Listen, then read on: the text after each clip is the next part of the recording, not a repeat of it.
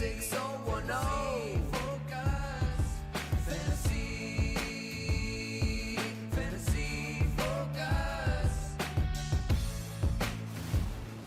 and welcome into Fantasy Focus Football presented by Wingstop alongside my Clay and Fields Yates. My name is Daniel Dopp, back and excited and ready to get you guys all set for week 15. First week of the fantasy playoffs. First and foremost, how you guys doing? Great to see your faces today. I'm doing great. How are you guys? Welcome to the playoffs. I'm good. Getting some lineups ready to roll. Yeah. I have a bunch of them, not to show off. Bunch of them. No big deal. Still have a lot of lineups left. No biggie. By the way, it's our role, and everyone watching understands this if you play fantasy. Like, you have to be like, oh, man. Like, there's this one team I have where I finished second in points, but I missed the playoffs. I missed the playoffs. You have to say that. Stings. That's my Was that your least running league? Yes. You missed the playoffs, finishing second in out of points. 14 teams and points, and it was a big gap. Like, I was pretty close to first and a big gap to third. So like, did you also have the most points scored against you? Presumably. I didn't even look at that. I was just Bad defense. Good offense, but a bad defense. Bad defense. Yeah, good team. That one stings when that happens. But then again, I had one where I was maybe a little, my team underachieved and I snuck into the playoffs. So, it's a couple of those here or there. Yeah. But good year so far. We got to keep it going, though. Let's roll. Guys, I did maybe the most Daniel thing ever last night. Oh, boy. Trying to think. What would be the most Daniel thing ever? Do you have a new T-shirt? I have a guess. I don't. I have a guess. Go ahead. Someone texted you something really important and you just and were like, didn't respond. How dare you, my Clay? It was an emergency and... No, that's not what happened. That's not what happened. What'd you do? Have you guys ever done sound meditation before?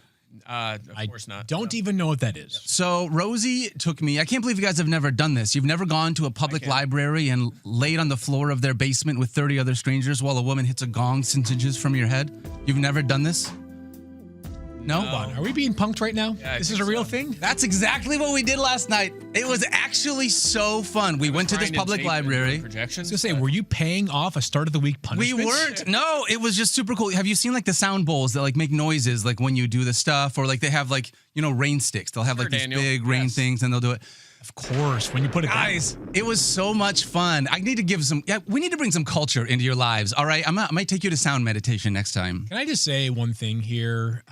And people that are listening or watching right now who have young children, I think hopefully feel that right now, are with me with this.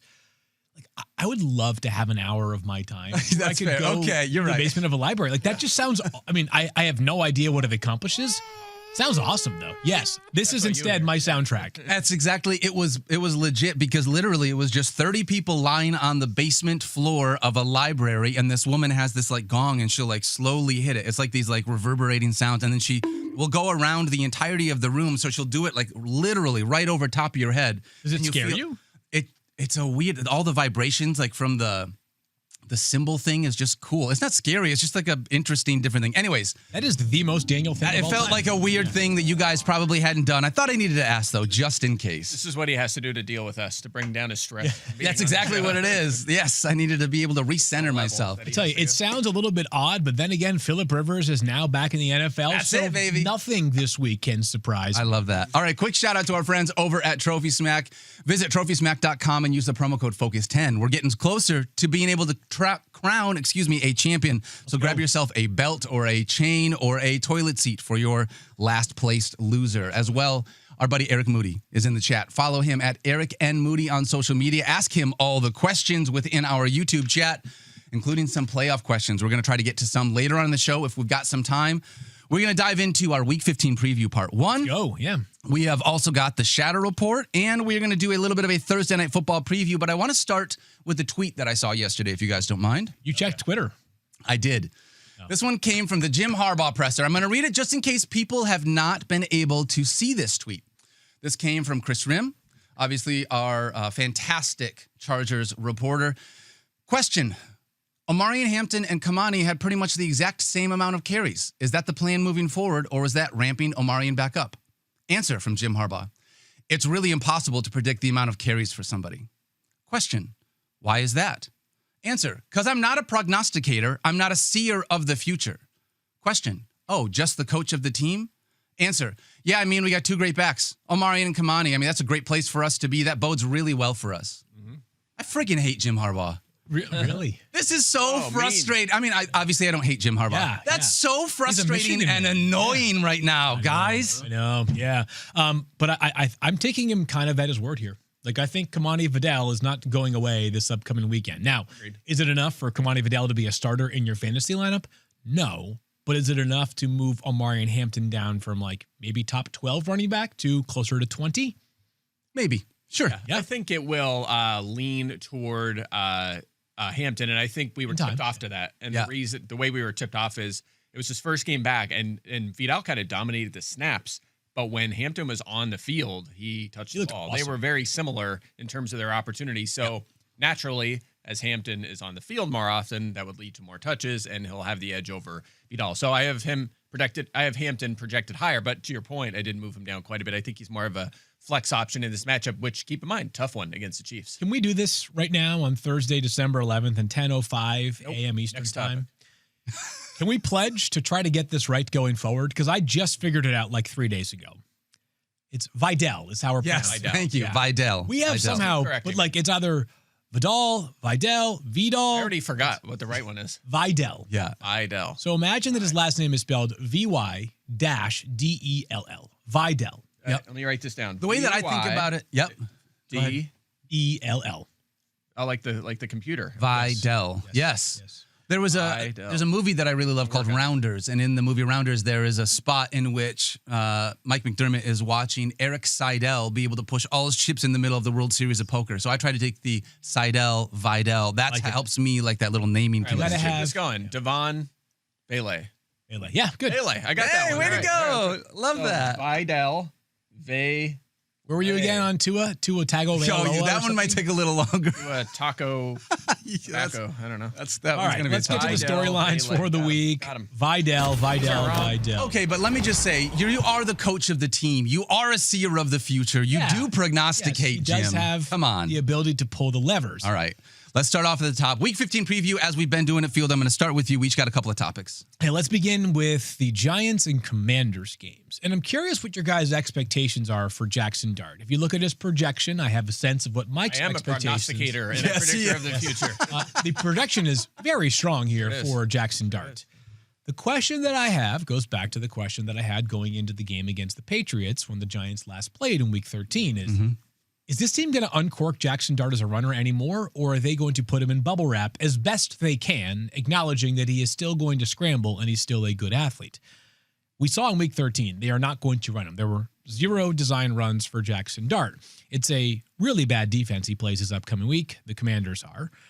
But I do think the Giants will be conservative once again with Jackson Dart as a runner, and it's worth noting that in his 8 games as a starter, Jackson Dart has 6 games with 202 or fewer passing yards. Okay. He has 5 games with 1 or 0 passing touchdowns. Interestingly enough, his best passing performance of the season was against the Broncos. That being said, so he's a very talented guy. He can certainly go off in a given game, but he has not been this, peak Joe Burrow throwing for 1 million yards and touchdowns per game type of quarterback. And if he's not going to run as much, should he be ranked closer to 10 or 1? I have him a little bit closer to, I guess, by definition, a little bit closer. I've got him as quarterback 6. You guys are both at quarterback 1. I mean, for me, it's the matchup and what he can. I understand what you're saying with the designed runs. There is a part of me that rushes for 20 yards when they played in Week 13. If that's his floor, we're in good shape. Well, but that might. Oh, when they played last time. I think you meant last week. Last week he had 16 yards or something like that? 4 carries, 20 yards. That's fine. But yeah, that's fine. Yeah, I mean, I think that might be kind of his median though. Now his median, I think it might be a little higher than that. I'm projecting a little higher than that. I think he will still scramble, and there might be the occasional design run. Maybe they're a little cautious. They might. It feels like they are being told basically don't let him run. Or close to it. Like, be extremely judicious with it. I'm not sure that matters to me in this, because I understand the value of designed runs, but there is a part of me that says this is a kid that's played football one way for his entire life, and I don't think he's learned yet. It's going to take an off season to be like, I need to change the way I play football. So when you talk about scrambles, when the play breaks down, I don't think Jackson Dart's like, coach tells me to throw the ball, coach tells me to throw it. It's like, so think about everything leading into this game. I'll end this in just a moment because I'm still starting Jackson Dart. He's quarterback 6 for me. Of course. My point is just like, I still think it's fascinating because if he plays the way he was prior to that week Before 13 that. game, then he might win you your week in fantasy this week. He put up 30 points, right? Yeah. If he plays like he did back in week 13, it might be more of 15 to 17. And that's not terrible, but it's not going to probably win you your week. Going into that game, the Giants obviously were not going to call any runs for him. And then in that game, a game in which they did not call any runs for him, he got nearly decapitated perfectly legally because he was running. And rather than just taking a 7-yard run, he wanted a 9-yard run, and Christian Ellis smoked him. So he's not playing soccer, though, Field. Didn't he make a comment after the game? He not playing soccer. I would say a couple things here. First of all, I did roll back his design run in the projections, but he still has a scramble rate. I don't think that really changes a lot. Maybe he's more likely to throw it a little more, but it should still be about the same. The opponent, going from New England to Washington, and that's kind of the next thing. If you're a quarterback, let's say you were starting your quarterback in fantasy, and you were so far this season, he has 26 passing touchdowns, 6 interceptions, and he's averaging 8.6 yards per pass attempt. Probably feel pretty good about that. I would feel good about that. That's what quarterbacks have done against Washington this season. I mean, this is an outstanding matchup. They have stunk 4th most fantasy points to quarterbacks. I feel like they've been a little better with Dan Quinn calling the plays, but they're still they have been a little better. A little better. Issues, yes. Yeah. So I do view it as a good matchup. He's gonna opposition. What else? Oh, and the other thing is, if those runs aren't there, they might turn into pass attempts, and so he might get that passing yardage. So I hear what you're saying. I just think if all things aside, and like if we weren't worried about the injuries, and I had a larger rushing projection, that number would just be higher. Like it really is a product of his ability, the fact that he could put something together with his legs, and of course the matchup. It all adds up to a really matchup, and the tougher matchups for other quarterbacks. That's the other thing. Is that you've got Mahomes against the Chargers, Drake May against the Bills, Joe Burrow against the Ravens. I'm feeling magnanimous. I'm also feeling like it's fun to make board bets here. Yes, Field. Okay. If I give you guys top 6 quarterback, I know Mike will say the odds still favor me, but if I have him as quarterback 6 and you guys have him as quarterback 1, you have stronger confidence than I do. I would take that. Okay, fine. You don't have to be involved if you don't want to, Mike. I don't care. I have the projection there because I am a prognosticator. That's right. You are. The future. I say Jackson Dart is not a top 6 quarterback in week 15. Mike and I say Jackson Dart is a top 6 quarterback in week 15. Agreed. Put it on the board. Put it on the board. Done by you guys. Next up. I do want to say this. I think that just with what we're leaving, I think that I agree with you where you're not saying you're not going to start him, but part of what we're watching is which Jackson Dart are you going to get? Because if you're going to start him for the entirety of your playoffs, you probably should know which quarterback, like which version of Jackson you're going to be rolling out there. Yeah, and sometimes when you get to the playoffs, it's just a matter of which player is going to carry you and which player is not. And am I certain that Jackson Dart's going to carry you? Not certain that is the case in week 15. Fair enough. Mike's analysis has been carrying us to the fantasy playoffs. Can you continue it here, Michael Clay? I will continue with not a new game. How about the same one? Because everyone's invested in Commanders Giants this week, so let's keep rolling. But I want to talk about the backfields because, all aboard. All aboard these backfields perhaps this week because most weeks especially if you're in the playoffs, you're probably not thinking Giants and Commanders running backs. But this week you might want to look at these guys as flex options. And I'll start with Chris Rodriguez. Yet to clear 12.5 fantasy points in a game this season, fellas, but he does have 4 touchdowns in his last 7 games. He is a non-factor in the passing game, which has kind of crushed him. He actually, in 33 career games, he has 5 targets, 4 catches, 30 yards. It seems low. Yeah, he has 6 receiving yards this season, so that's really going to 30 yards. him. So he has 33 career games and 30 career receiving yards. Yes. Wow. Just a non-factor in the passing game, but he is facing the Giants. So if he's ever going to get it done on the ground, this is the matchup. They're allowing a ridiculous and league high, of course, 6.1 yards per carry to running backs this season. That's impossible to. It's almost impossible. You're right. Also, 16 touchdowns to that position, and the 3 biggest games against them have come since week 8. All were 33 plus fantasy points. So I think that kind of context is important this time of year because it's not like early season and they've improved. They still are very poor. So Rodriguez, I would say a good flex option this week, and also a great value at DraftKings, just $4,900. If Love that option for sure. Love that. And then the other side of this as well. This is one we have to monitor. Tyrone Tracy. Remember, he got hurt when we last saw him 2 weeks ago. It looks like he'll be able to play in this one, but we'll keep an eye on that. Full participant yesterday in practice. Yeah, full participation. So we expect him to go. The 2 prior games to the game where he got hurt, 130 yards, at least 130 yards and 16 plus fantasy points. Also, Devin Singletary filled in for him and had 102 yards and a touchdown. So the running backs have been delivering for them. And of course, they play Washington, top 8 in yards, touchdowns, and fantasy points to running backs. He's 5,500 at DraftKings. So both of these running backs could be centerpieces of DFS lineups this week, certainly in cash formats. I love that. You know who's not going to be a centerpiece of DFS lineups this week? Jackson Dart? Jacoby Brissett. Oh, guys, no. Same game. Oh. Jaden Daniels was officially ruled out. I just want to make sure everyone knows this. Schefter alert yesterday. Jaden Daniels ruled out in this game, which means we are going to officially get Marcus Mariota under center. We had talked about that, and we've seen him produce before. I said this when we were doing the waiver segment. I'm going to say it one more time. 18.5 fantasy points in 3 games in spot duty so far this year.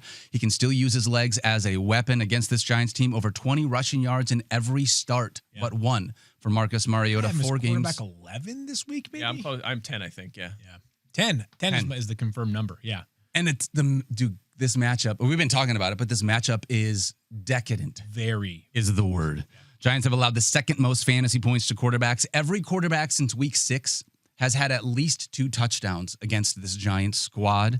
6 of the last 8 teams have seen at least 20 fantasy points from the quarterback position. So I've got him, Mariota, as a top 10 to 12 quarterback here, given all the things he can. How about that? Love that. And then his pass catchers, whatever. Debo and Terry McLaurin, I think, are exactly what they were, even with where Jaden Daniels was. Like I didn't move them very much with Mariota being the guy here. So I am starting everybody the way that I had. It's just with the idea that no Jaden Daniels. We're moving on to Marcus Mariota here in Week 15. Yeah.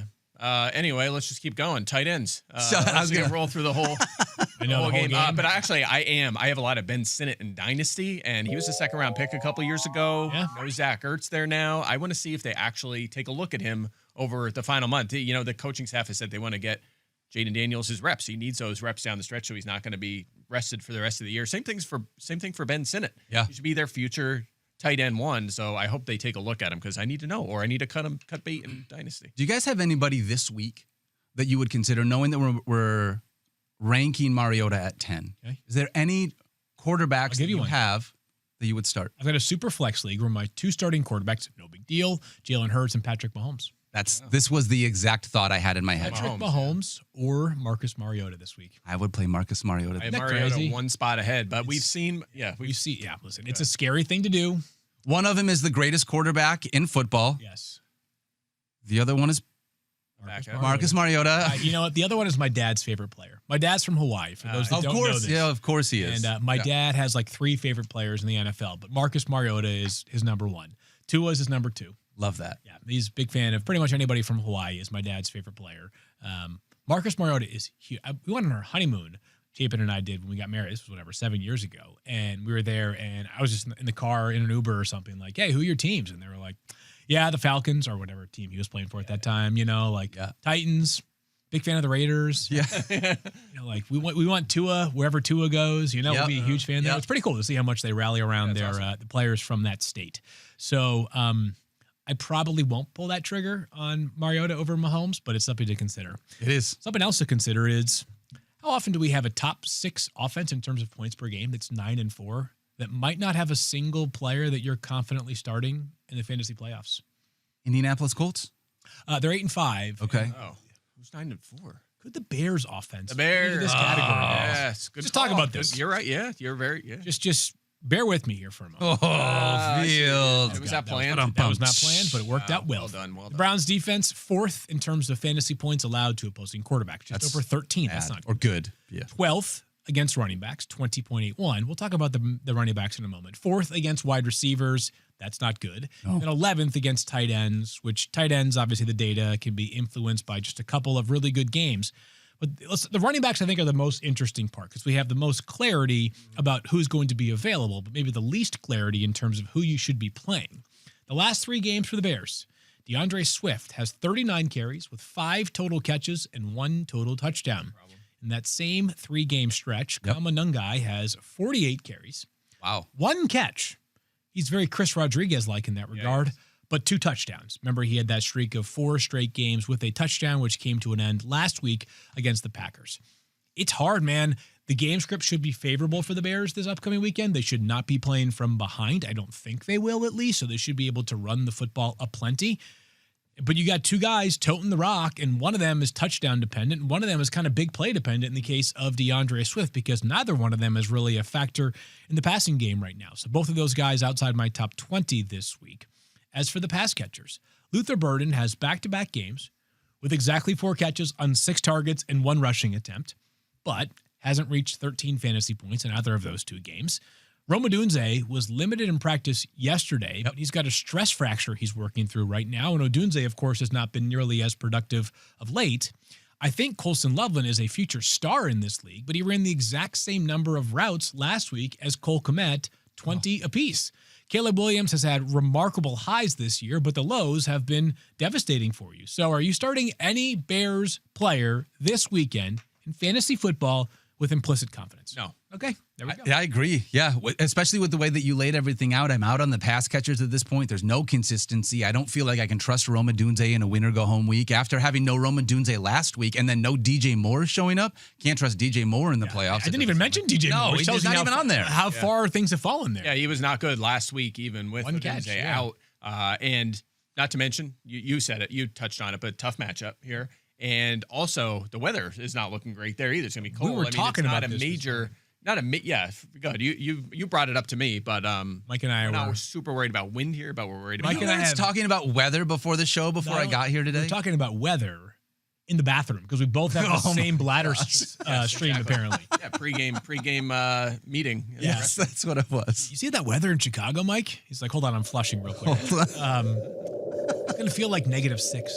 Are you serious? We thought that game last week against Green Bay was cold, which was very cold. It was like 7 degrees. It's going to feel bitter on Sunday. One of the coldest games in Soldier Field history, which of course is a very, very cold climate. Yeah, so your extreme cold is a concern. So we'll monitor that up to game time. Generally, it's heavy rain or especially wind that we're looking at. I haven't seen any like major wind concerns this weekend, but except for Philadelphia. That's the one I'm keeping an eye on, Raiders in Philly. So that could be a differentiator if you're looking at like Devontae Smith or deep leagues. Maybe you're looking at Trey Tucker. No, actually, don't you have Trey Tucker? Someone has Trey Tucker against me in a lineup this week. Maybe it's you or it might not me. Anyway, there's just so many guys and so many matchups I have. It's not me because I got a bunch of buys. So I guess someone else is. I saw it today when I was looking at matchups. But Liz, anyway, maybe? Liz no, it's in a different dynasty league. But anyway, the point being, keep an eye on the weather. You know, it's that time of the year. We'll talk about it more in fantasy football. I want to ask you guys this question because when you talk about weather like this, I recognize there's only so much that we're going to move the needle for when it comes to our fantasy decision making when it comes to that. But when you have a game that's potentially -6, is there a thought that like, hey, the guy that maybe doesn't catch passes like Kyle Monungai, is this just like a ground and pound game because they can't do more? Like it might give me a little bit more confidence in that situation. It also gives me some confidence in the idea that maybe football should just be played in domes. Just all the time. Yeah, pretty sweet. No, I actually like football outdoors. It's easy for me to say that but it makes our job harder. That's the difference. But I mean, we also watch the games while wearing makeup from a TV studio on Sunday. So we shouldn't be the one to decide on whether games should be played inside or do you? Yeah. If you stop it. Go through the elements. If all outdoor weather games were like Bills Bengals last week, then I would say give me all the snow weather games. I'm in. 1 or 2 a year, like the Eagles-Lions game. The big ones that are real bad, massive amounts of snow. That's fun once in a while. Yeah. Especially when you have things like LaShawn McCoy having like a 60-yard touchdown run. It's not just, 3-yard carries. Exactly. Plays. It's fun. I've never been I'm sorry, we should be talking about football. Have you ever been to a game like that where you're sitting outside and it's just snowing on you? I've never done an outside game like that. I grew up in New England. A lot of Patriots games. Of course. Cold, so of course. Yeah. We were talking about this in the bathroom as well. I was at the Eagles-Falcons NFC Championship game, and our drinks were all frozen. Like you couldn't do any. It was just so cold, and it snowed. And actually, I was at it's just super random, but I was also at the Vikings-Eagles Tuesday night game. Remember that when they moved, when their forecast was this massive snowstorm? Yeah. They moved Monday night to Tuesday night, and then it didn't snow. Yes, that game too. What's funny about that, Mike, is that happened in the 2010 season, I believe it was. Okay, was that one? Yeah. And the Vikings were flying to Philly, and they got diverted, and they landed in Kansas City, I was working for the Chiefs at that time. We pull up into the Kansas City airport, and after our game on Sunday afternoon was over, and the Vikings are just hanging out in the airport, just sitting waiting there to get to Philadelphia. So small fun fact. That's crazy. Last thing about the cold games back in New England growing up is that the old Patriot Stadium, Foxborough Stadium, was just aluminum benches. It was a complete disaster. It was a dump. That's why they got a new one. And so your butt was frozen. It feels like it would freeze too. Yes, like you'd have to you'd get up. Yeah. Oh yeah, back in the day, of course. Three Rivers. So we're in a different era now. Like the Braves build a new stadium like every 15 years. Sports stadiums are nuts. That's your baseball team, right? The Braves. The Braves. Yeah. The Braves. I'm not a big baseball guy, but back on track. Anyway, before we get back on track, we got one real quick question. Is it about frozen butts? It is probably pretty close to that one, Field Yates. The question comes from Jacob Waltrip. How long were you guys in the bathroom Listen, for? Jacob, I'll set the over-under at 13 and a half minutes. You can guess. Older men here. Older men. 13 and a half minutes. Listen, I don't get much time to myself these days. Boy, we're efficient, all right? We can knock out a bunch of topics. If we're That's crossing right. in the hall, we start talking, trade some notes, talk about, hey, did you see that game? Is he playing this week? And then we're gone. You know, you gotta work. You gotta do what you gotta focus here. What do we got? All right, over to you. That was your topic, right? That was where we just went. mine. Yeah, All mine is Shador Sanders. I did talk about him yesterday as like the whole Browns offense, but I was thinking about the idea that someone's like, should I add him and can I stream him during the fantasy playoffs after what we saw last week? Because it was a big fantasy game and what was just his third NFL start, 23 of 42, 364 yards, 3 touchdowns, 1 interception, 29 yards, and a touchdown on 3 carries as well. So he did it as a rusher and a passer. Yeah. Guys, I'm not there yet on him as a fantasy option. Okay. Set him up. Okay. Just to bring him back down. I'm not there yet. 10.6 fantasy points was his prior career high, of course, only in 2 games. But and this game came, of course, against the Titans. They picked on a very bad defense. He did run for the touchdown, as I mentioned, but he totaled 5 yards on 2 carries in his prior 2 games. And again, in this one, he had 29 yards, but I just don't know if that's sustainable going forward. I don't know if he's going to keep being. He wasn't. That wasn't the scouting report on him. Was that he was going to be much of a runner, super mobile. He's a pocket quarterback. So the one thing going right for him, at least from the perspective of maybe in a super flex league, if you need a QB2, is this matchup. The Bears have allowed 27 passing touchdowns. That's second most. They also have the most interceptions, though, and it ends up there the 9th most fantasy points allowed to quarterback. So signs of optimism, maybe for his future in the NFL. Yep. But I don't think he's a fantasy option yet. There's just not enough there for consistent production.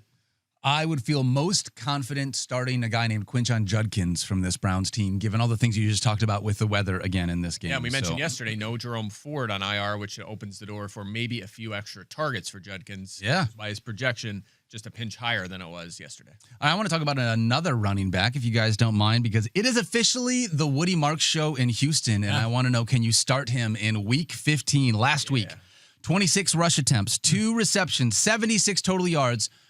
I did say 26 attempts and 76 total yards. Efficiency wasn't there. It wasn't on his side. However, he's playing against a really tough Chiefs team. Still found the end zone, 15.6 fantasy points. Nick Chubb got banged up in that game, left halfway through the second quarter with a rib injury. Yep. And at that point, man, Woody Marks just took over. He clearly was the guy with the volume. He would have had a second touchdown if he didn't come out of the game. He got banged up a little bit. They gave Dare Ogunbowale a touchdown there. So 16 plus touches in 5 straight games, which is fantastic. And this matchup is great against the Arizona Cardinals. Actually, I would love it if you guys would check out this. Check out this. Hey, man, check out this. Hey, yo, check out this. Check out this. It's time to check out this.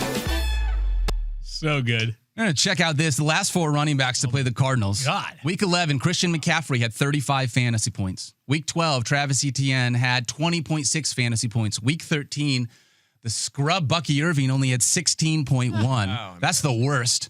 And then week 14, Kyron Williams had 17.7 and Blake Corum had 26.1. This is a lot of points over the last month of the season to the running back position. And right now, we're not really sure, even if Nick Chubb plays, it just feels like Woody Marks is the guy in this offense. So I've got him as a top 20 running back for my squad this week. Trending up in the right direction. By the way, I don't know if this was tipping their hand entirely, but they did claim the Texans' Cody Schrader off of waivers, a running back from the Jaguars earlier this week. Might have been an indication that perhaps the Chubb is not going to be good to go because of that ribs injury. Let's talk about the Broncos-Packers game. And I feel like I'm Debbie Downer today, but is it tough sledding expected for literally every player in this game? Yeah, maybe. 2 of the best, I think, 4 defenses in the NFL, along with the Texans and also the Eagles. How about this, though? Broncos, 6th fewest fantasy points to opposing quarterbacks. Bad for Jordan Love. The Packers, 7th fewest fantasy points to opposing quarterbacks. Bad for Bo Nix. The Broncos, the 2nd fewest fantasy points to opposing running backs.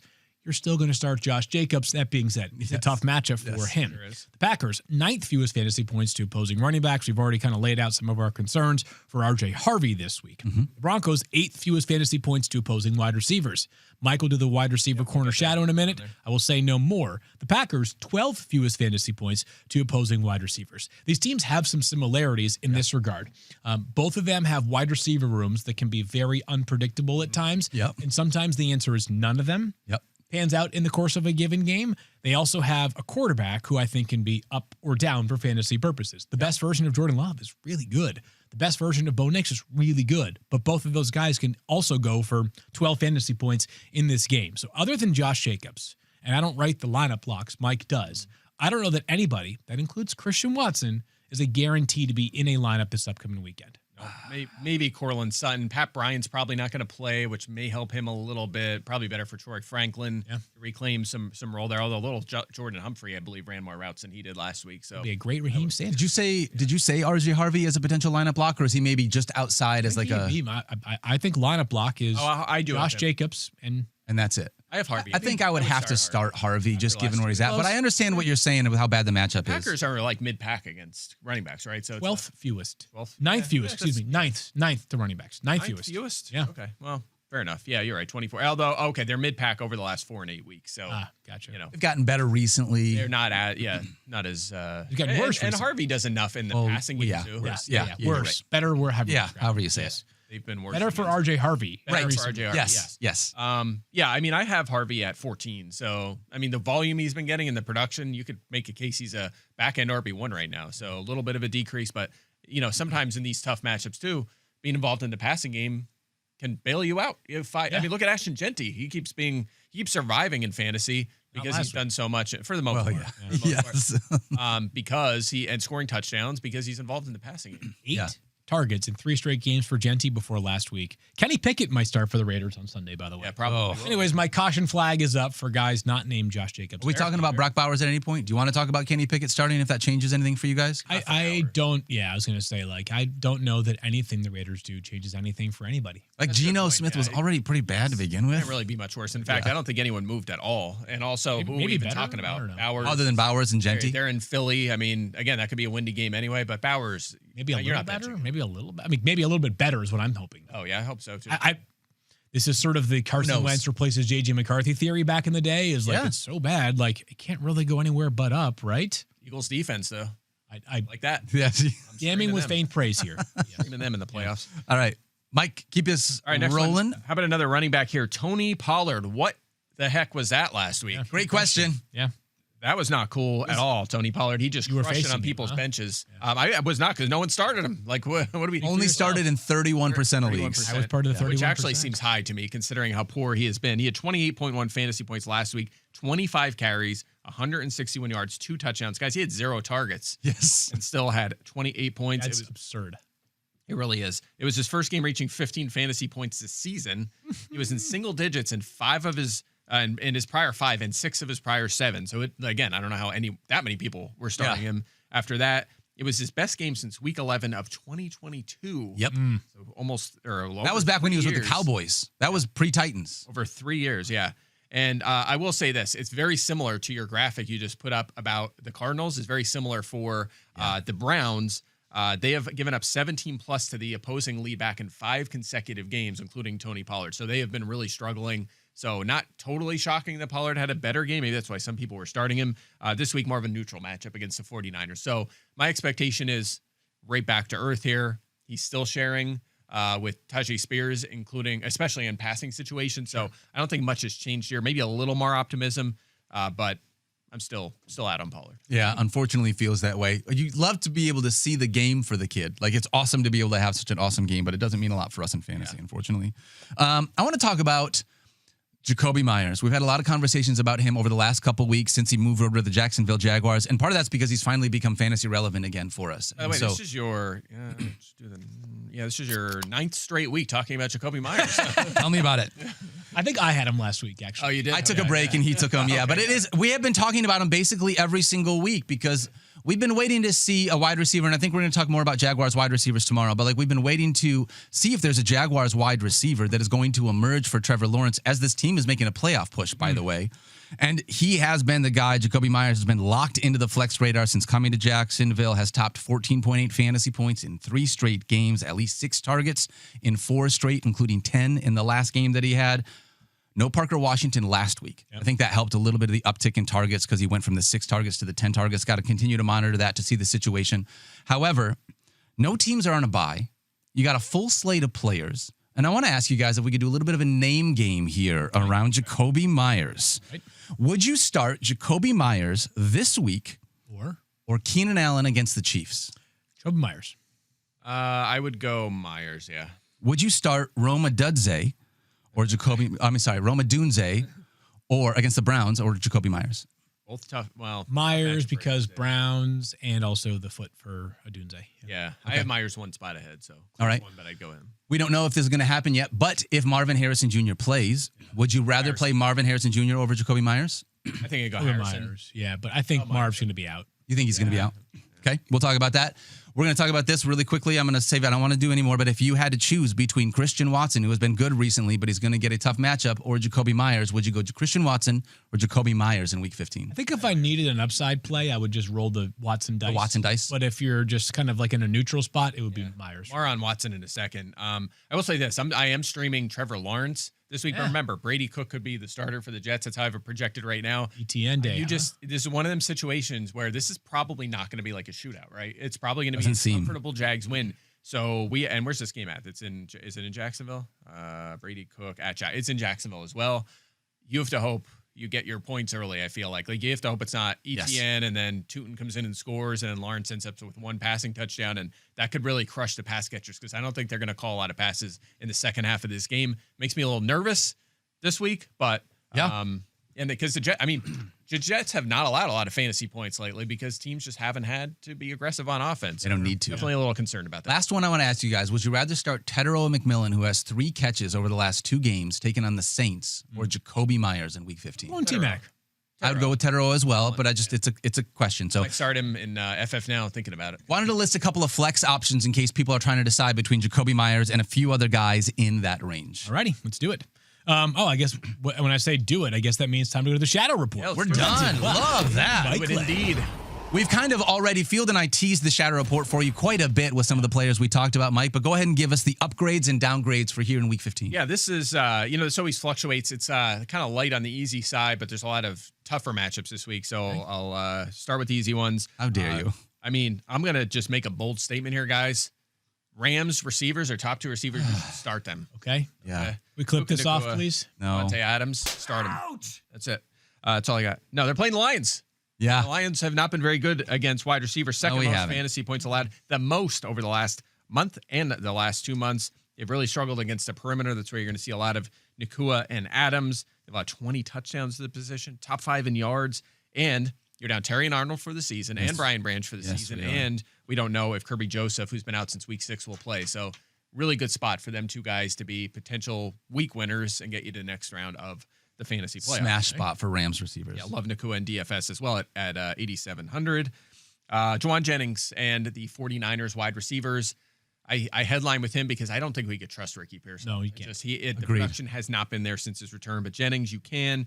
Titans 8th most fantasy points allowed to receivers, and that's despite the fact that they don't face a ton of volume either because they don't score a lot of points. They've allowed a 69% catch rate to wide receivers this season. That's highest in the NFL. So nice. There are upgrades. That's it. That's all of them. That's all I have. Those are the highlights. Oh, so we have 2 positive matchups for Week 15, and everything else is negative. Several papers of downgrades. It just worked out that way. Okay, all right. The hardest of the week for sure is Zay Flowers. This is one of the trickiest calls. I only haven't talked about him yet because I knew he would headline this feature here. Coming off a big game last week, which is good. But remember, the week prior, he faced off with DJ Turner. He was shadow. Turner's been awesome this season. More on that in a second. But in that game, Turner shadowed him on 23 of 33 routes, including 22 of 26 on the perimeter. Flowers in that game, 6 targets, 1 yard. Wow. Now, he did have that iffy OPI, that could have been a touchdown. But even if he hit that, you're still like, man, he had 2 catches on 6 targets in this game. And this is a trend because the 10 receivers Turner has shadowed this season have averaged 7.2 fantasy points per game. Wowzers. One got to 13 points. Who was it? I don't remember. Okay, You're good for nothing. I don't recall. That's all right. My head. But also, Turner shadowed Zay Flowers once each of the last 2 years. Flowers in those games, 7.3 points, 7.4 points. So it's kind of been a trend here. Turner's had his number, and he's had the number. New Marshawn Lattimore, Mike Evans. Yeah, absolutely. Even more severe than that, to be honest. So I am very nervous about Flowers.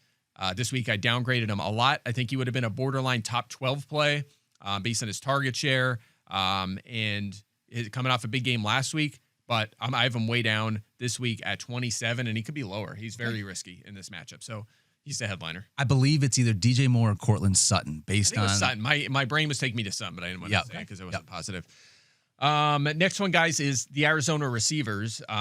This one kind of depends. So if Harrison plays, I believe that he will be shadowed by Derek Stingley in this game, which would be a tough matchup. If he's out, Michael Wilson gets a big boost in usage. We know how good he's been, but he'll probably draw Derek Stingley shadow in this one. But I don't know if it matters a lot because at the end of the day, the Texans have about 7 touchdowns to receivers. I mean, they've been dominant. Best EPA against the pass, 3rd fewest fantasy points, lowest catch rate. 5 receivers have even gotten to 13. Only 2 have gotten 18, and that's JSN and Puka Nacua. So this is a tough assignment regardless. I think I'm starting Harrison if he plays. If he's out, I'm starting Wilson, but I don't think I'm starting both of these guys. It's going to be hard for me to start Wilson if Harrison plays. If Harrison's out there. But this is a really tough matchup, and I would expect Wilson to come back to earth this week. Yep, same. Next one. That sucks. That's all I have to say on that. Yeah, that's a bummer because I don't want it, but yeah. Next one, Packers receivers against Denver. We talked about this a little bit. Romeo Dobbs coming off 0 catches last week. Tough to start against the Broncos here. Christian Watson, 18-plus fantasy points in 3 of his last 4, 5 touchdowns during that span. But the Broncos have allowed 5 touchdown catches to receivers this whole season. Wow. They're really good. And that's with Pat Surtain missing 3 or 4 games earlier this season. The hardest part about this is I don't know who Surtain's going to shadow because Dobbs has been treated as the one and been shadowed at times. And also, he lines up on the perimeter almost all the time. Watson moves around more often, and oftentimes you'll see those guys dodge shadow coverage. So I don't know if Surtain will shadow, and I don't know which one he's going to shadow. I'm not a prognosticator. I can't predict the future.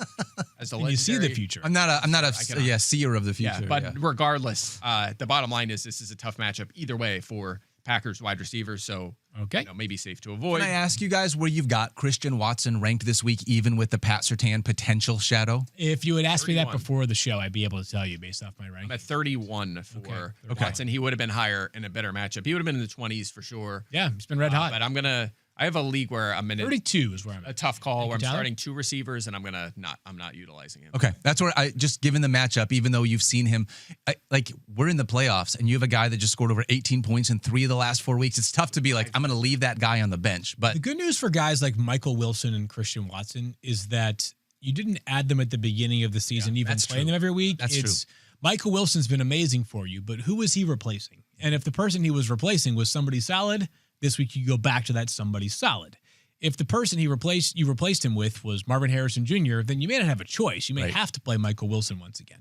Yeah, I think you're more likely to get production out of Watson just because, the air yards are there. He assists if one play. He can line up against Riley Moss a few times, which you probably will, and hit for a big play or in the slot. Yes, or he could be in the slot. He'll be in there, as I said, more about a third of the time. So he's probably more likely than Dobbs. Dobbs, I think, would be benched for sure, especially after last week. Yes, agreed. So anyway, I'll speed through a couple more here. Terry McLaurin could draw Paulson at Debo shadow coverage. Remember, in week 1, Debo shadowed him. He had 2 catches for 27 yards. So not great for him. Debo Samuel, 7 for 77, benefited. So a little boost for Debo, a little downgrade for Terry McLaurin in this one. Colts receivers against Seattle. Guys, no idea. The only thing I will say that's a positive for Pittman is he had 10 of Riley Leonard's 36 targets last week went to him. 27%. That helps a little bit, but Leonard might not start either. It might be Phillip Rivers. So in Seattle with either Rivers or Leonard, I would for those reasons. Avoid. Did you say 10 targets on his 36 pass attempts? But then you said he had a 27% target share? 10 out of 36 is 27. Yeah. Okay. All right. Yep. I And appreciate divided that. by 36 is 20. No, that's right. Yeah. I was just trying to do the math in my head. You guys are much better with I already numbers did than it. I am. I'm the pronunciator. Yeah, I don't know. Me, I'm Mike, and I went to MIT. Yeah, Right? no, Yeah, I did not. Kutztown. I did not. I went to Kutztown, which is basically the same Yeah, as MIT. it's the MIT of Pennsylvania. That's right. Exactly. That's It's right. Of Pennsylvania. Kutztown. Greg Pennsylvania Reynolds it on is. practice squad injured reserve as of yesterday. Are you Is okay? that right? Yeah, I'm okay. He's hung around a long time. He's I was so bummed when Nice the shot. Lions released him. Yeah. As a part of that. It's just, anyway. He's still on the Lions practice squad, but like he's not on the Patriots. Oh, Patriots. No. Oh, is it Yeah. the Patriots? Oh, I I missed thought he was that, still with us on the practice squad. No, I had no idea. No, yeah. yeah. Maybe he'll score a touchdown for them in the playoffs. You guys are really like dedicated Lions fans and really dedicated Kutztowns fans, I know, keeping up with apparently. your most notable alumni. Maybe now at least he has an opportunity to score a touchdown in the playoffs. Now that he's not on the Lions. As long as oh wow. Oh, dude, that's I got you there. That was Yeah, that was a tough one. And I can do it because my Eagles aren't doing much better right now. So. Who has fewer fumbles the rest of the season, Ramondre Stevenson or Craig Reynolds for the Patriots? Yeah, fair question. Guys, a couple more Cowboys receivers against the Vikings. They've allowed the fewest fantasy points to wide receivers so far this season. Second fewest catches, just 8 touchdowns. This actually surprised. I almost did You almost did it. Almost did it. You almost went there. We don't have time for it though right now. 8 receivers have reached 10 fantasy points against the Vikings this season. Wow. That's really low. Really low. That's kind of wild, actually. I was a little surprised. So our Pickens Do you know who all those 8 receivers were? No. Can you name them all? Okay. Hey, name all 8 of them and where they went to high school, please. would Thank be you. impressive. Thank you, Mike. Yeah, so I don't know if Pickens and Lamb both have good games this week, and it's the playoffs. This is a tough one. Playoffs. Got to start them both. but Playoffs. Yeah, I have no idea what's going to happen there. Next one, guys. Chiefs receivers. Fortunately, we're only really Chiefs comfortable receiver, with right? One of them. Yeah. Receiver, yes. Rasheed Rice, we're still starting him, but Chargers second fewest fantasy points to receivers, fewest to the perimeter, 5th fewest to the slot. 16 points by A.J. Brown on Monday night. That was the most they've allowed to a receiver since week 7. So probably not a lot of upside here for Rice, even though, again, you're right. You're going to have to put him You're gonna have in to your play lineup. him. And the last one we talked about earlier could be weather concerns here as well. Bears receivers. Against the Browns, 4th fewest fantasy points to receivers. They have been very good. Only 3 receivers have hit 17 against them, and all came prior to week 7. So tough one. Again, more damaging info here for Roma Dunze, DJ Moore. If he and Luther plays, yep. Burden. On behalf of everyone, I would like to say this was a really good week 15 shadow report. Thanks, but man. next week, I'd just like more upgrades and less downgrades. Give me the positives If I'm next honest. week, Like yeah. upgrades That's are just more the way it fun. works out sometimes. I don't know. It's just like the teams that are playing, or I don't know, teams that have been bad are a little better lately, and they're just not super appealing. But Yeah. there were a lot of clear downgrades this week. There's 2 upgrades, 15 downgrades. By the way, if you lose, you go home this week. So congratulations. Let's figure I it think out. the bottom line is don't start anyone. Just like, Yeah. That's it. start anyone this week. Let's talk about I only have first round Except buys Jackson this week. Dart. That's fair. That's fair. Yeah.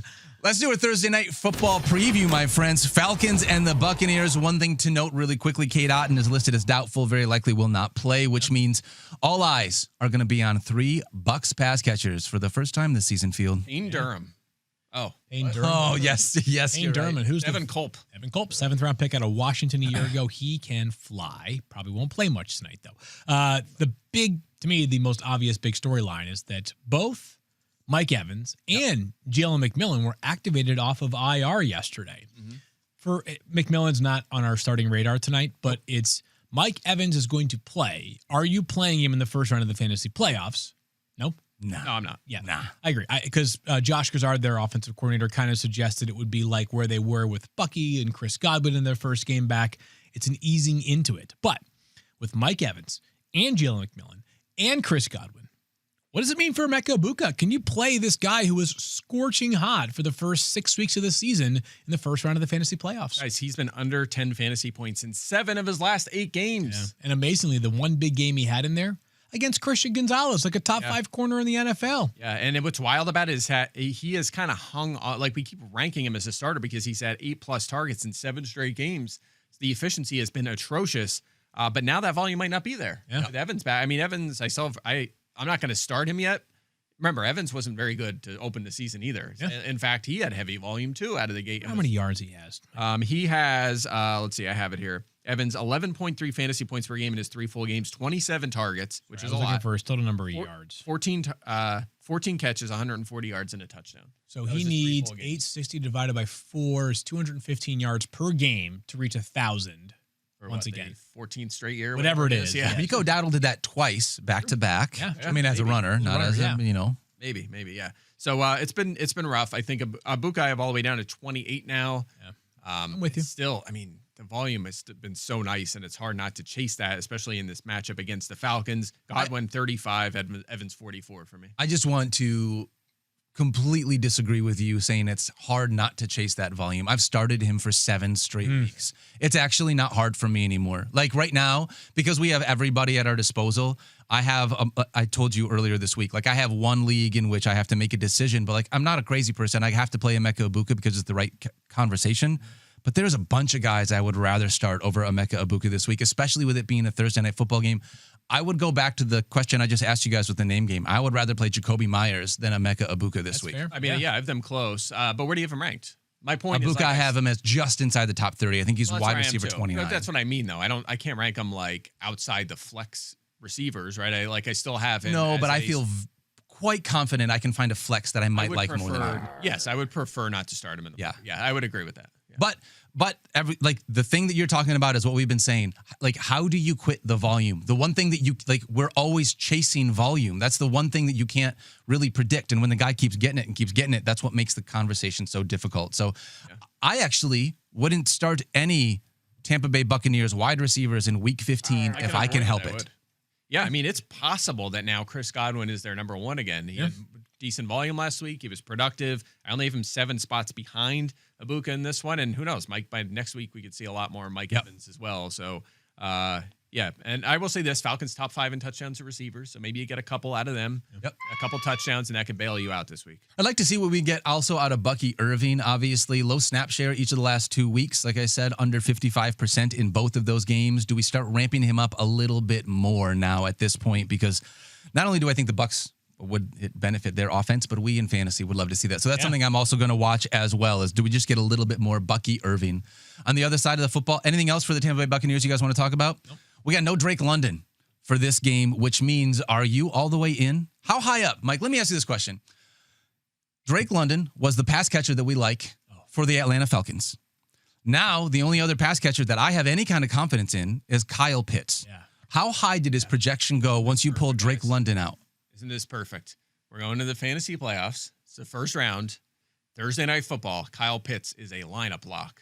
I thought Daniel was going to ask me, how much confidence do you have in Darnell Mooney? And I was like, are you kidding me? No. This is dangerous. Yeah, dangerous for sure. But Kyle Pitts has seen massive volume in the 4 games London has missed. And we talked about this yesterday. Tight end's gross after the first 3 or 4. Yes, it is. So Pitts, with London out, his target share went up, and now he sits at tight end 4, just ahead of Harold Fannin.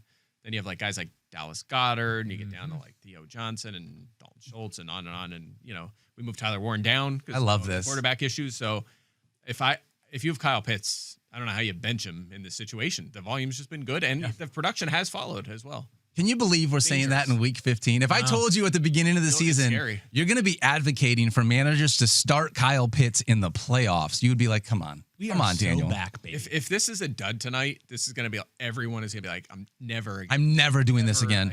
Everything leads toward Kyle Pitts has been crushing without Drake London. I have to continue to follow it. I am absolutely starting him in some leagues tonight. 47 times. I know. I think it's important for us to note, though, the thing that I think matters the most tonight in fantasy for the playoffs is we need a big Bijan night. Yes. Because he's probably the player that's rostered on the most playoff teams. We need Bijan to have himself a night. I need 0 vulturing from Tyler Algier. Is that how you say it? Justin Algier. Yeah. Justin Algier, yes. I'm going to call him Justin Algier now. Yes, it's Tyler Allegra. Everybody knows that. But we just need a big Bijan night. We need a legacy game here from Bijan tonight. That's all we're asking for. Not exactly like the sexiest matchup to get the fantasy playoffs rolling, but who are you guys picking in this game? Let's see. I got a score for you. It is going to be Falcons 21, Buccaneers 23. Slight win. That's a very bizarre way to read a score prediction. Usually you read the winner first. Tease you a little bit. It worked. I'm not going to lie. See? Gotcha. I don't have a score because I am not a seer of the future. Right. And I don't even know who's going to win this game. So you're going to go with? I can't predict the future, guys. I have no idea. I'm going to take the Atlanta Falcons in this one. Ooh, spicy. I like it. Why not? I got to save the show. I'm assuming you're going to go with the Bucs. I got the Buccaneers. I did that for all of us. Thank you, though, for Daniel. You're welcome. Big time teammate right there. All right, let's talk about the Raheem Sanders Monopoly Fund, my friends. Another week in which we're going to try and pick a touchdown scorer rostered under 0.1% of leagues. Last week, we unfortunately fell short. It doesn't happen very often, but unfortunately it did in week 14. Do you guys remember who you selected as your... Mason Tipton for me. You had Mason Tipton? Traylon Burks. Oh, wow. Okay. Yeah, I wasn't here. You guys, I missed last Thursday. You did Traylon He Burks. was in Miami. Yeah, I see it. And then I did, I believe, Ross Dwelly. Yes, you did. Who has officially been cut. Yep. That was a That didn't bad... work well. Okay. Bad one, Probably unfortunately. didn't score last week then. We're going to go with the full screen here really quickly of what we've got. And listen, the producers have been doing well. Mike's been doing a little bit less well, but still pretty good. Fields, you got 2 wins and $60. And money's the root of all evil. Wow. I just want you guys to know that. You have to get one, right? You can't go Deontay Johnson. I don't want to be. I feel like I'm Trey McBride. We're going to get into week 18 and everyone's going to be like just trying to funnel me. Daniel, here's the guy you need to take. Here's the guy you need to take. This is your time to do it. All right, let's make our wagers here for the week. All right. Daniel, I'm going to host a segment to bring you some juju here. Who is your Raheem Sanders Monopoly Fun pick of the week? You know, one of the things that we always say about Thursday night football is it's really quality football, which means we often get a lot of scoring, a lot of things happening. And because of that, I'm going to go with a guy that has found the end zone a couple times. In Durham? And it's going to be David Sills, Okay. the fifth. Ooh, likey. Rostered in 0.1% of leagues, had 4 targets last week, obviously. So it's, no catches, but has had a couple of targets now with Drake London being out. So he was one of the few long shots that has hit this year. One of the few. There's been 7. That's pretty Well, good. that's in true. the You're first right. You're right. 13, 14 weeks of action. 13 because we skipped week 1. All right, Mike, I'll be magnanimous and hand it off to you. Who is your pick for week 15? My pick is Baltimore Ravens running back Rasheen Ali. Yes. And when I picked this, I did Oh. not think Keaton Mitchell is going to play. It looks like he'll probably go. He's back at practice. But Rasheen Ali has helped fill in a little bit of that Justice Hill role in the passing game. 19 career touches for Ali. 8 have come in the last 3 weeks. And, of course, they're playing the Bengals. 17 touchdowns and the most fantasy points allowed to running backs this season. So I'll hope for this is a Hail Mary one for sure, but that's the name of the game. I was going to say. Nothing wrong with that. They kind of all are. My pick for this week is a player that had 5 catches last week. Former Lion and Bronco, Tim Patrick. Yes, I almost went with Tim. Jaguars wide receiver. So we spent 3/4 of our show discussing Jaguars wide receivers today. I wanted to put that icing on the cake. Excuse me. Bless you. Not a good omen. Bless you. Thank you. Excuse me very much. Thank you very much. That means he's going to score 2 touchdowns today. Hey, all right. And our producer's pick for this Is- week is Daniel. Andre Bachelia. Is that the wide receiver for the Cardinals. Cardinals? There we go. Yeah. Who's gonna? I guess he's gonna work. It depends if Xavier Weaver comes back or if Harrison plays. But I mean, yeah, he got some run no last one week. available. Bachelia. I like it. Tell you. Isn't there a guy? I'm gonna totally show my naivety here, like Andre Bocelli, who's like a famous opera singer. Yeah. That's what. So my brain was trying to do a thing where it's like I didn't want to like conflate 2 people, like Mike has done on this show. So Justin Allgaier. I did Kenneth Charbonnet on TV last week. That's It's all true. Good, don't worry. That's pretty good. By the way, there's the one I thought about, and I almost went with him for the game. I almost went with Raheem Sanders. Just going back to the well. Oh no, Forward on yeah. IR. But as we talked about before, was that more some of our bathroom? I was in the bathroom, yeah. Trevion Henderson. Guys or were in there forever. At Trevion 13 and a half minutes, was yeah. added to the active roster as well. So remember when he scored in week 1, he got that 1 goal line carry. There was no Quinshon Judkins at that point. I don't know if they're going to sub out Judkins for Sanders, but I thought about it because it'd be fun if he gets a little run here. That would be Probably so have to fun. shut the game down if a Raheem chance. Sanders That would be actually so wins. fun. Yeah. All right. What a show. Let's take a couple questions here really quickly before we get out. We'll do this real fast to be able to give some love to the people. Also, our buddy Eric Moody. Again, follow him on social media at I Eric think Moody and should make Moody. his picks too for Raheem Sanders. I in future agree with weeks. that. Moody, if you can hear that, you're in. Burt Macklin wants to know, why are we lower on Dowdle than Warren? guy. I love Burt Macklin. They both split touches and have smash matchups, both PPR situations. Dowdle or Warren for both you guys this Probably week? because of that PPR part, right? Is that Warren has not had excellent volume in the passing game by any means, but Dowdle could be like a 1-target guy. They might just control the ground game on Sunday against New Orleans. Yeah. Yeah, 32 close. teams playing as a factor in this as well. We saw more Chuba Hubbard, and they definitely will lean toward hot hand. So Dowdle 20 for me. And then Warren has been splitting with Gainwell. Gainwell's playing well. He's playing a lot. He's stealing a lot of the passing game work. And you're kind of hoping Warren gets into the end zone. Not to mention that Miami over their last 4 games has allowed the second fewest fantasy points to running back. So Wow. they are trending the right direction. And they're very motivated because they can still get into the playoffs. They have the same record as the Kansas City Chiefs. Who would have thought? Who would have thought me. that was going to happen? So here we are. All right. One more question here from our chat. This one comes from Cushy2X. Wants to know, is Ladd McConkey trustworthy in the playoffs? Trustworthy is going to be a no for me, Thank you, dog. Beal. Thank you. Yeah, I don't think trust, like you said, trust isn't the word. I have him at 23, though, so. Is any Chargers wide receiver trustworthy going into the playoffs? I mean, No. he's the most trustworthy. He is the one I don't even think he's the most trustworthy. He's just the one I feel like if one of them is going to pop, like he's the one. How dare you? Yes, but if one's going to pop, I would throw that dart at Ladd. You would for sure. be the most trustworthy. No, Michael, that's not.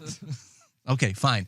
Yes. But it is at the beginning of the year, we were talking about how we could start maybe 4 pass catchers from this offense. Correct. When Gatson got going, and now it's maybe 0 or probably 1 with McConkey, but It doesn't feel good. it Does not feel wild. good.